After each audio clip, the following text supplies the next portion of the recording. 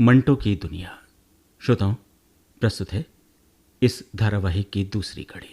मंटो की 13 कहानियों के रेडियो नाट्य रूपांतरण पर आधारित इस धारावाहिक की दूसरी कड़ी में आज आप सुनेंगे मंटो की कहानी आम का रेडियो नाट्य रूपांतरण।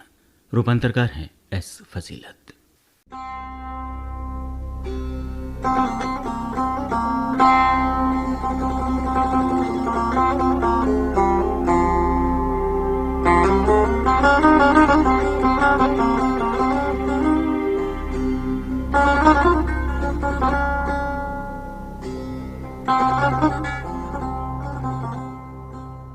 ये हमारा कागज भी नंबर पर लगा दो बाबू केदारनाथ जी।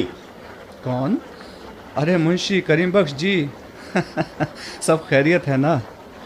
अल्लाह का बड़ा करम है बाबू साहब। सोचा आज पहली तारीख है, पेंशन ले लें खजाने से।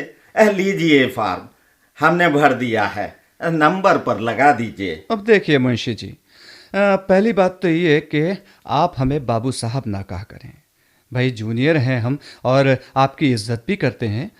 दूसरी बात यह कि बाहर खिड़की पर कागज़ जमा करने के बजाय आप सीधे अंदर चले आया कीजिए। भाई आपका कागज़ कभी नंबर पर लगा है जो आज लगेगा? आइए आइए, अंदर कमरे में आ जाइए हमारे पास। अरे ओ लड़के, ज़रा 2-3 चाय लेके आना भाई कैंटीन से। अरे ये चाय वाय का तकल्लुफ ना ही करें तो अच्छा है केदारनाथ जी। क्यों हमें शर्मिंदा करते हैं? वाह नहीं मुंशी जी, सिर्फ चाय।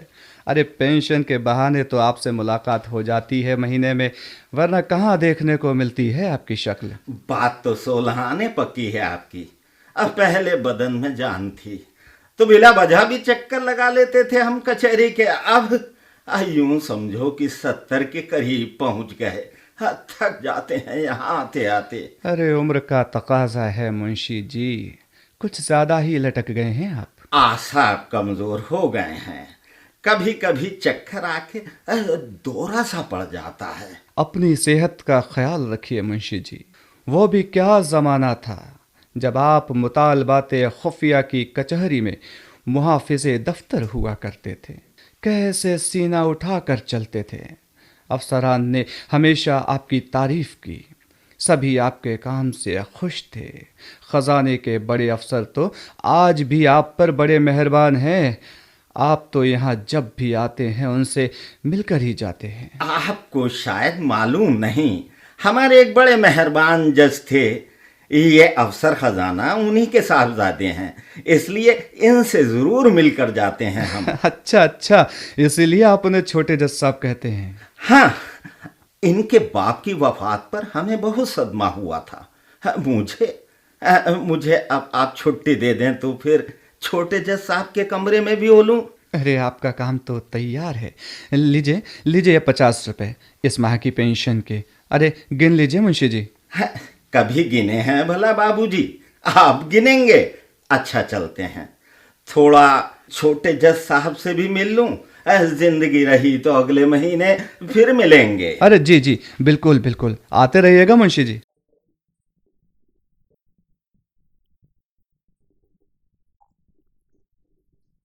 तशरीफ रखिए मुंशी साहब, फरमाइए मिजाज कैसे हैं? अल्लाह का लाख लाख शुक्र है, आपकी दुआ से बड़े मजे से गुजर रही है। अब मेरे लायक कोई खिदमत? अरे आप मुझे क्यों शर्मिंदा करते हैं मुंशी जी? मेरे लायक कोई खिदमत हो तो फरमाइए। खिदमत गुजारी तो बंदे का काम है। आपकी बड़ी नवाजिश है बड़े जज साहब। यानी आपके वालिद भी मुझ पर इसी तरह मेहरबान थे। अल्लाह बख्शे मरहूम फरिश्ता खसलत इंसान थे। खुदा उनको करबट करबट जन्नत नसीब करे। हाँ हाँ, हमें याद है, आप अक्सर वालिद साहब से मिलने कोठी पर आया करते थे और हमें तो उनकी सख्त हिदायत थी कि आपको कोई तकलीफ ना हो पाए। ऐसे वज़ादार अफसर अब कहाँ? जी, और सुनाइए मुंशी साहब, आपके आम के बागों का क्या हाल है? माशाअल्लाह बहुत सरसब्ज व शादाब हैं। मुंशी जी, आपके आम के बागों में जो लज्जत है वो कहीं और नहीं मिलती। देखिए मुंशी जी, इस मौसम में आमों का टोकरा भेजना ना भूलिएगा। पिछले बरस जो आम आपने भेजे थे उसमें तो सिर्फ 2 ही मेरे हिस्से में आए, बाकी सब तो घर वाले ही खा गए। हुजूर, ऐसा कभी हो सकता है कि आम आपको ना पहुंचे? यूं ही फसल तैयार हुई और फौरन आपकी खिदमत में टोकरा लेकर हाजिर हो जाऊंगा। ये बाग किसके हैं? आप ही के तो हैं हुजूर। अच्छा मुंशी जी, ये आपके बाग हैं कहाँ? हाँ, देना नगर में हुजूर। ज्यादा नहीं, सिर्फ 2 हैं। इनमें से एक तो मैंने अपने छोटे भाई को दे रखा है, जो उन दोनों का इंतजाम वगैरह करता है। हाँ हाँ, ये तो ठीक किया आपने। और सुनाइए, डिप्टी साहब से मुलाकात होती है ना? वो तो रिटायर होकर कोठी पर ही रह रहे हैं। हाँ हाँ हाँ हाँ हाँ जी हुजूर। डिप्टी साहब से रोज सुबह को मुलाकात हो जाती है। मैं भी तड़के ही कंपनी बाग में सैर को जाता हूँ, उधर से वो आ जाते हैं। अच्छा, अरे भाई डिप्टी साहब से हमारा सलाम बोलना और कहना कि कभी कभी हमारी तरफ भी चक्कर लगा लिया करें। अरे भाई, रिटायरमेंट का ये मतलब तो नहीं कि आदमी दुनिया से ही नाता तोड़ ले। हाँ जी, आपका पैगाम पहुंचा दूंगा कल सुबह ही इंशाअल्लाह। अब चलता हूँ, इजाजत दीजिए। खुदा हाफिज मुंशी साहब।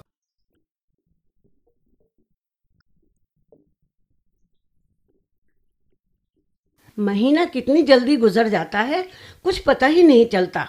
पेंशन के 50 रुपए जो तुम लाते हो, उनमें मैं कैसे गुजर करती हूँ ये मैं ही जानती हूँ, क्योंकि मैं बीवी हूँ। मैं और मुझे ही घर चलाना होता है। जानता हूँ, सब जानता हूँ। बेटी की अलग जिम्मेदारी है। बदकिस्मती देखो है कि ब्याह के दूसरे साल ही उसका खाविंद मर गया। अब वो भी हमारे ऊपर ही है। और इसी तंगी के बाइस मेरे तमाम जेवर 8 वर्षों में ही आहिस्ता आहिस्ता करके सारे ही बिक गए। जब से तुम रिटायर हुए हो, ऊपर की आमदनी के रास्ते भी तो बंद हो गए। अरे तुम जानती हो, फजूल खर्च भी नहीं हूं मैं। हाँ हाँ, चंद लोग ऐसे हैं जिनकी खिदमत करने में बेहद मसरत महसूस करता हूँ। इसे मेरी अकीदत कह लो या मेरा शौक। और अपनी इसी वजादारी से नुकसान भी तो उठाए हैं आपने। और इसी वजादारी के सबब खजाने के दफ्तर में एक बाबू से लेकर बड़े साहब तक सभी इज्जत करते हैं। खैर, जैसी भी गुजरी अच्छी गुजर गई। फिलहाल आज 1 तारीख है, याद तो होगा ना आपको? हाँ, याद भी है और तैयार भी हूँ। शेरवानी पहन लूं, अब फिर जा रहा हूँ पेंशन लेने।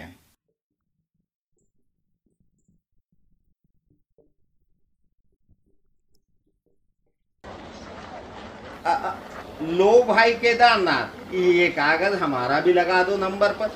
क्यों मुंशी करीम बख्श साहब, भाई घोड़े पर सवार लगते हैं आज तो। 1 कप चाय भी नहीं पियेंगे हमारे साथ? इस बार के लिए माफी। अगली बार देर तक बातें भी करूंगा और एक के बजाय 2 कप चाय पीऊंगा। अब जैसी आपकी मर्जी मुंशी साहब। ये लीजिए 10-10 के 5 नोट। कागजी कार्रवाई मैं करता रहूंगा। शुक्रिया बाबू केदारनाथ जी, शुक्रिया। क्या आज बड़े साहब से नहीं मिलेंगे? नहीं, उनसे तो मिलूंगा। ना मिला तो नाराज भी होंगे और शिकायतें करेंगे अलग से। जाता हूं, उन्हें भी सलाम कर लूं। अच्छा।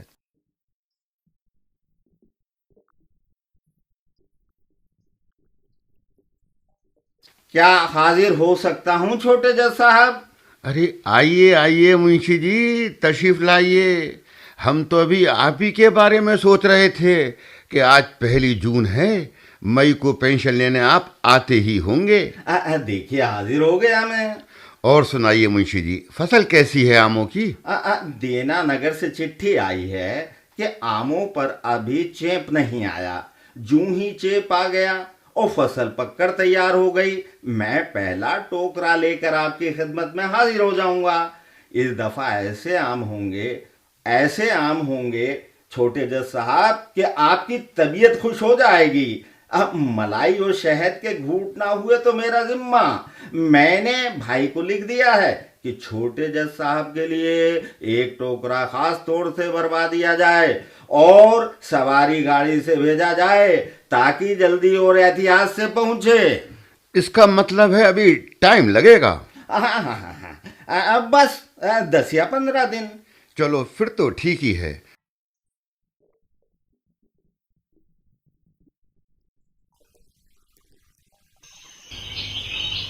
अस्सलाम वालेकुम डिप्टी साहब, आज कुछ देर हो गई आपको। वालेकुम अस्सलाम मुंशी करीम बख्श। रात कुछ मेहमान आ गए थे बाहर से, उनके खातिर तवाज़ो में काफ़ी टाइम लग गया, इसलिए रात को देर से सोए। मगर हम सुबह की सैर कभी मिस नहीं करते, आप तो जानते ही हैं मुंशी साहब। जी हुजूर, मेरा कुछ ऐसा ही हाल है। अब खजाने के दफ्तर तक पैदल नहीं जा पाता हूँ, मगर कंपनी बाग में सुबह को आना जरूरी है। 40 साल से ज़्यादा पुरानी आदत है। बिल्कुल ठीक करते हैं आप, सुबह का टहलना सेहत के लिए ज़रूरी है, इस बहाने थोड़ी आउटिंग ही हो जाती है। और सुनाइए, आपके अफसर खजाना कैसे हैं? अरे हुजूर, कल ही तो मिला था उनसे। आपको सलाम कहा है और ख्वाहिश की है कि कभी उनसे मुलाकात कर लिया करें आप। हाँ, काफ़ी दिन हो गए उनसे मिले हुए। देखो, कल चक्कर लगाऊंगा उनकी तरफ भी।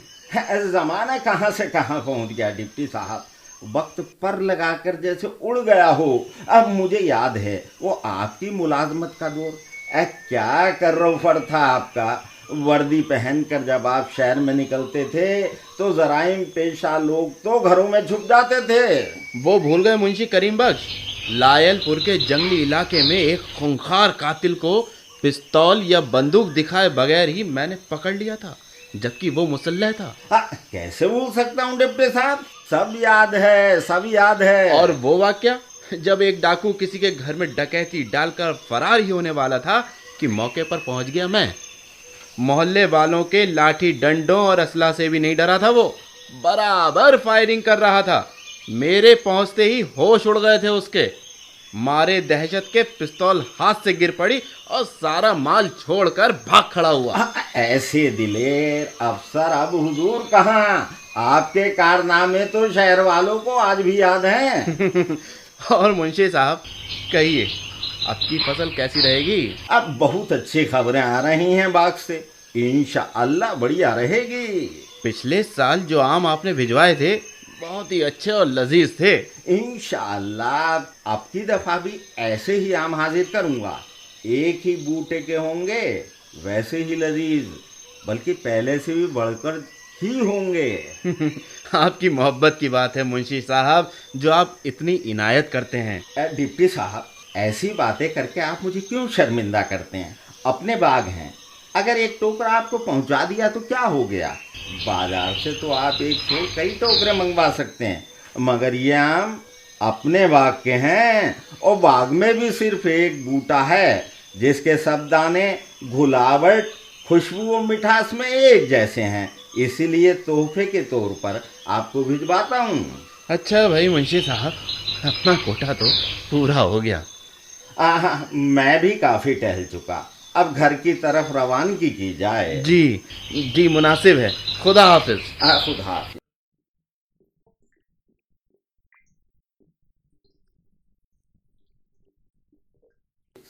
ये आमों के टोकरे आ गए हैं मुंशी साहब, कहाँ रखूं?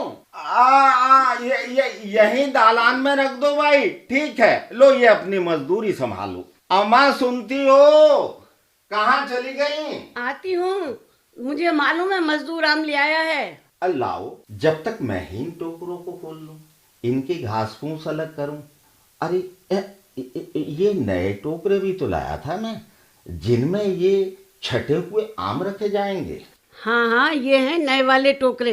ऐसा करते हैं, पहले गले सड़े दाने निकालकर अलग रख लेते हैं। तुम साफ सुथरे चुने हुए आम इन नए टोकरों में रखते जाओ। हाँ, यही ठीक है। घास फूस अलग करके इधर ढेर लगा देते हैं। वो अब्दुल्ला नेचावन का लड़का घास लेने के बहाने जरूर आता है। सबको आमों की भनक लग जाती है ना। सुनो, इस बार आम बहुत ही अच्छे हैं। इनको तो खुशबू और रंग ही अलग है। अगर इन टोकरों में से 2-3 आम निकाल कर अलग रख दिए जाएं तो क्या हर्ज है। और आ जाएंगे, इतना बेताब होने की क्या जरूरत है। मैं आ जाऊं मुंशी जी? अब अंदर आ गए तो आ ही जाओ भाई। खाला, वो क्या है कि मैं घास लेने के लिए आया हूँ। आमों के 2 टोकरे अभी मैंने तुम्हारे घर पे आते देखे। मैंने सोचा टोकरों में घास तो निकलती है, कबूतरों की काबुकों के लिए ले आऊं। हाँ हाँ हाँ हाँ, क्यों नहीं, ये रही घास, ले जाओ जितनी चाहे। खाला, ये गले हुए आम जो तुमने छांट कर रखे थे वह भी लिए जा रहा हूँ। ये तो गया। खुदा करे अब कोई ना आए, नजर लगाते हैं सब। ओफो, अब न जाने कौन आ गया। कौन है? अरे मैं हूँ भाभी, तुम्हारी हमसाई। अरे अरे अरे नूरा बहन, तुम आओ आओ ना। भाभी, पिछले बरस तुमने जो टोकरा मुझे दिया था वो हाँ। कब का टूट गया। अच्छा, आपके भी एक टोकरा दे दो तो बड़ी मेहरबानी होगी, मुर्गियों के लिए ज़रूरत पड़ती है। मैंने अभी देखा 2 टोकरे आए हैं तुम्हारे यहाँ। हाँ हाँ, ये एक टोकरा खाली हो गया है, ले जाओ ना। चलो यही ले जाती हूँ, शाम को आऊँगी। 2-1 आम हमारे नसीब के हों तो रख लेना। अरे नूरा बहन, आम बचते ही कहाँ हैं? अरे बड़े बड़े अफसरों को चले जाते हैं, हमें ही नहीं मिलते खाने के लिए। खैर, आम नहीं तो टोकरा ही सही। अब जल्दी से काम निपटा लो ना। ये छटे हुए आमों के 2 टोकरे भेजने के लिए तैयार हैं। ऐसा करते हैं, इन्हें गुसल खाने में रखवा देते हैं, वहाँ ठंडी जगह भी है, खराब भी नहीं होंगे। जून के आखिरी दिन है, इस कदर गर्मी है कि दीवारें तवे की तरह तप रही हैं, और गुसल खाने के अंदर फर्श पर चटाई बिछा के लेट जाता हूँ। यहाँ मोरी के रास्ते ठंडी ठंडी हवा भी आती है, लेकिन गुसल खाने में तो आमों के इतने बड़े बड़े टोकरे रखे हैं। अब तो गरम कमरे में ही, तंदूर में ही 6 बजे तक का वक्त गुजरता है। शाम को तो टोकरे चले ही जाएंगे।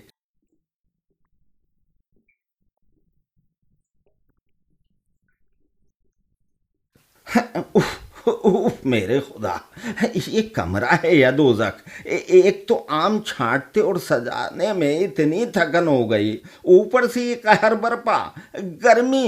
उफ, ये छोटा सा पंखा बार बार पानी में तर करके झलता हूँ कि थोड़ी नींद आ जाए, मगर मेरा सर चकरा रहा है, आंखों के सामने अंधेरा सा छा रहा है। अरे उफ, मेरी तो सांस उखड़े जा रही है, दम घुटा जा रहा। बीबी, ओ अरे बीबी। अरे अरे अरे, क्या हुआ? अरे क्या हुआ? क्या हुआ? बीबी, मेरी सांस इस किस्म के दौरे कई बार पड़ चुके हैं, लगता है फिर वही दौरा। अरे अरे, कोई डॉक्टर को तो बुलाओ, कोई डॉक्टर को बुलाओ। क्या हुआ भाभी, क्या हुआ? तुम्हारी चीखें सुनी तो दौड़े आए हम। गर्मी से जी बिगड़ गया है इनका।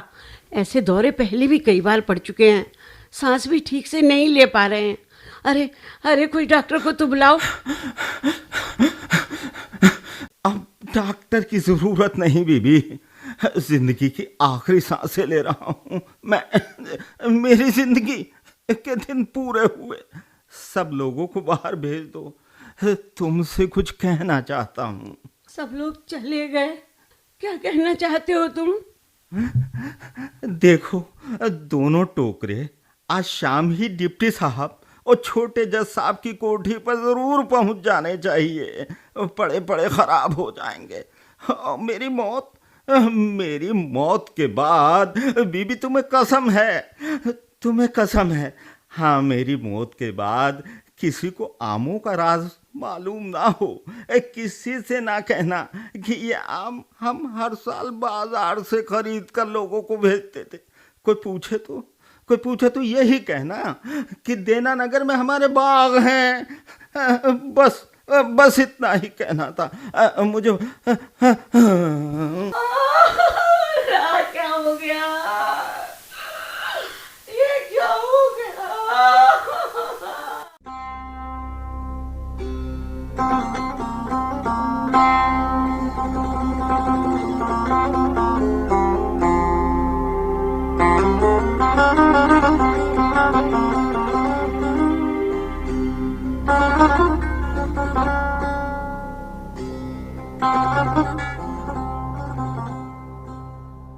आम। अभी आपने मंटो की इस कहानी का रेडियो नाट्य रूपांतरण सुना। भाग लेने वाले कलाकार थे करीम बख्श, ओपी गुप्ता, केदारनाथ क्रांतिशेखर, डिप्टी की भूमिका में थे अंकुर सक्सेना, छोटे जज साहब की भूमिका निभा रहे थे विजय अग्रवाल, पड़ोसी लड़का वेणुगोपाल, हमसाई रेणु तिवारी और मुंशी की पत्नी का रोल निभाया सुधा जैन ने। इस धारावाहिक के सह प्रस्तुतकर्ता थे असीम सक्सेना और सुरेंद्र राजेश्वरी।